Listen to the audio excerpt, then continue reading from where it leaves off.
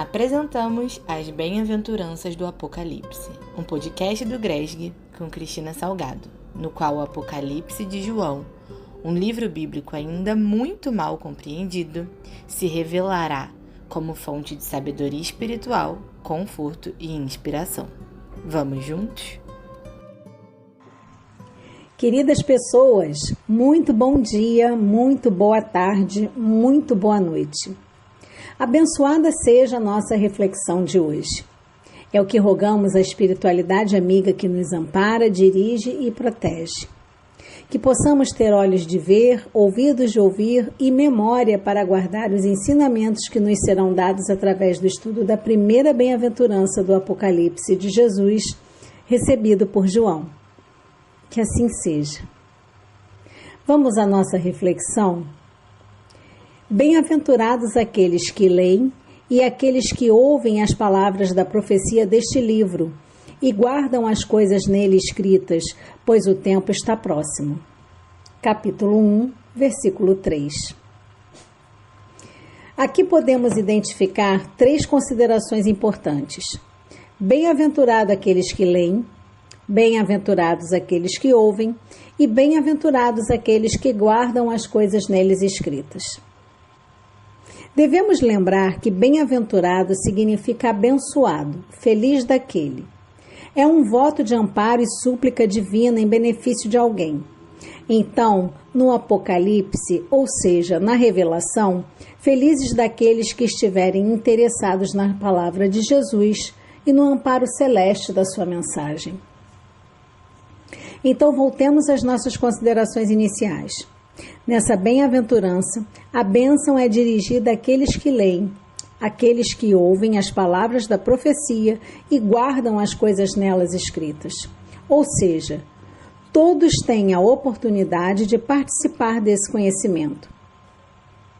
Para ler, é preciso ser alfabetizado, mas os analfabetos não estão excluídos das bênçãos, porque eles podem ouvir, e para isso é necessário haver aqueles que façam a pregação. E estes são incluídos na bênção porque sem eles, os que não leem não poderão ouvir o que está na profecia. Só que além de ler e pregar e ouvir, é necessário também guardar as coisas nela escritas, o que nos faz entender que não basta ler por ler ou ouvir por ouvir, pois a mensagem divina que faz fruto é a que entra amorosamente no coração do que lê e prega e do que ouve. Mas como despertar o interesse pela profecia se muitas pessoas nem sabem o que isso significa?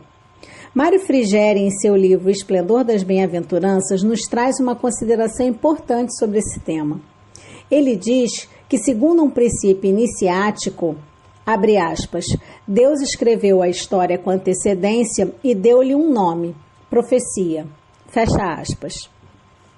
Profecia é a previsão do futuro, ou seja, de fatos que ainda estão por acontecer, mas que já se encontram latentes no caminho do porvir. Aos que têm medo de saber, aos que buscam conhecer, mas em verdade, a profecia, quando interpretada corretamente, nos traz o que há de vir como consequência do que já aconteceu. Profecia é luz, não escuridão.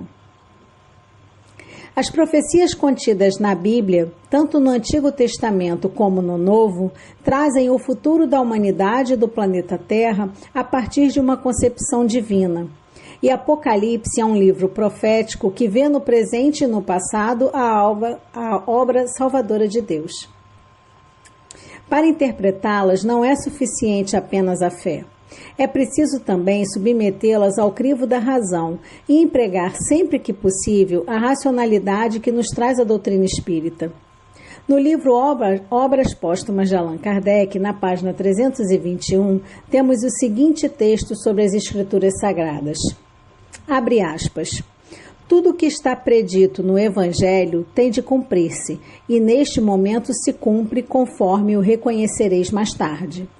Todas as Escrituras encerram grandes verdades sob o véu da alegoria, e por se terem apegado à letra, é que os comentadores se transviaram. Faltou-lhes a chave para lhes compreenderem o verdadeiro sentido. Essa chave está nas descobertas da ciência e nas leis do mundo invisível que o Espiritismo vem revelar. Daqui em diante, com o auxílio desses novos conhecimentos, o que era obscuro se tornará claro e inteligível. Fecha aspas. Essa chave certamente está diretamente associada à progressão do planeta e da humanidade através da reencarnação, como podemos constatar no fragmento do mesmo texto em referência. Abre aspas.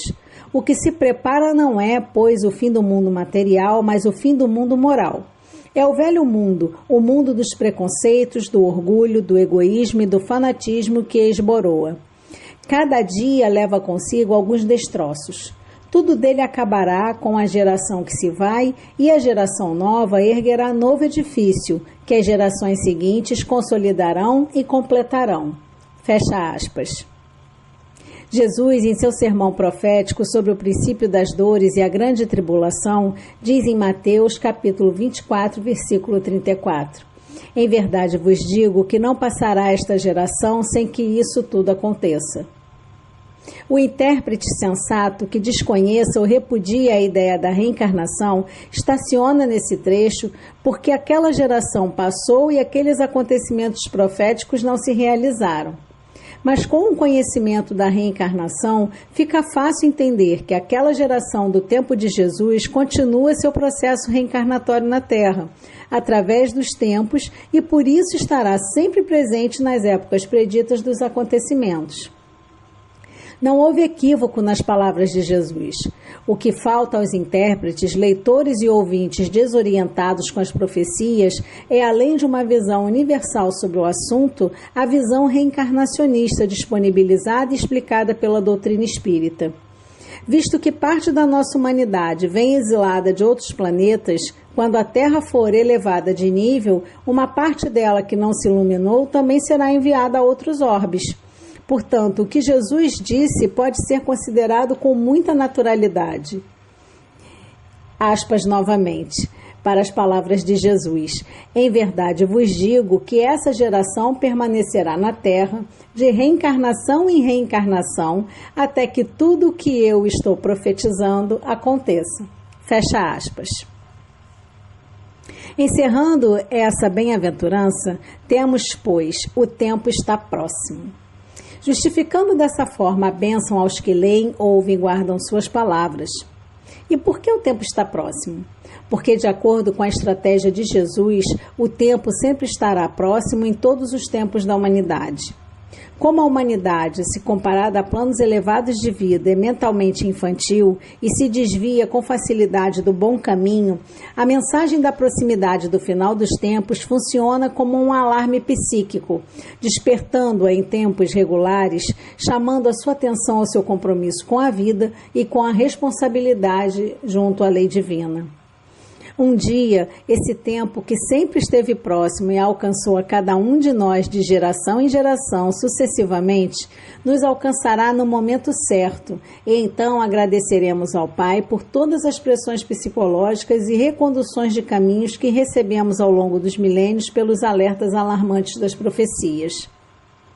Conforme o tempo vai passando, do mesmo modo em que recebemos com tanto amor e reflexão as bem-aventuranças que estão no Sermão da Montanha, é chegada a hora em que devemos nos voltar às mensagens constantes no Apocalipse de Jesus.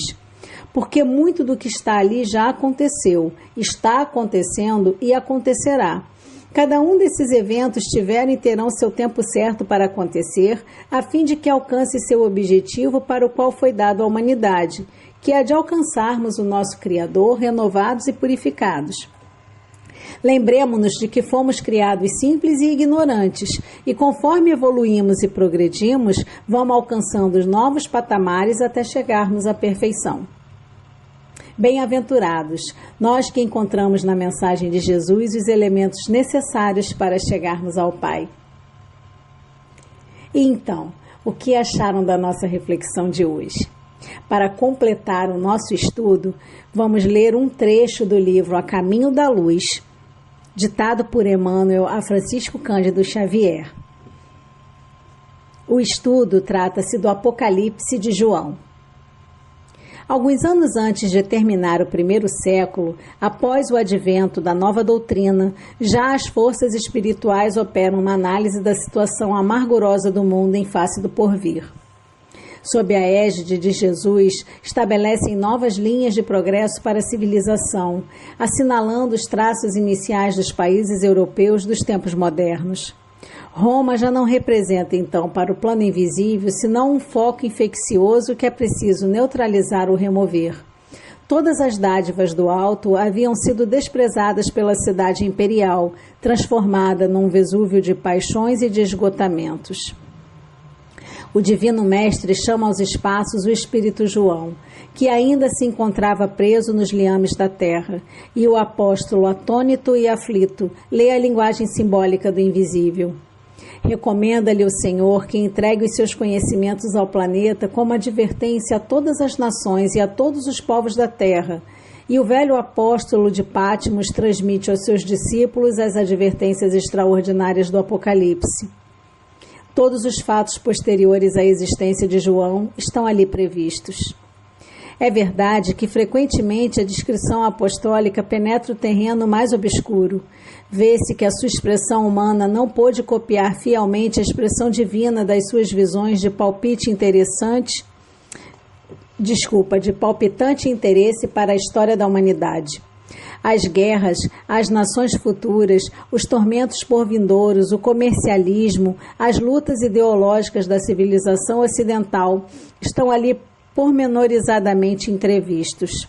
E a figura mais dolorosa ali relacionada, que ainda hoje se oferece à visão do mundo moderno, é bem aquela da Igreja Transviada de Roma, simbolizada na besta vestida de púrpura e embriagada com o sangue dos santos. Encerramos aqui essa primeira reflexão. É o momento em que somos chamados a ler, ouvir e guardar todas as informações que o Apocalipse de João nos traz. Esse é o nosso momento perfeito. Vamos aproveitar? Até a próxima semana com a segunda bem-aventurança.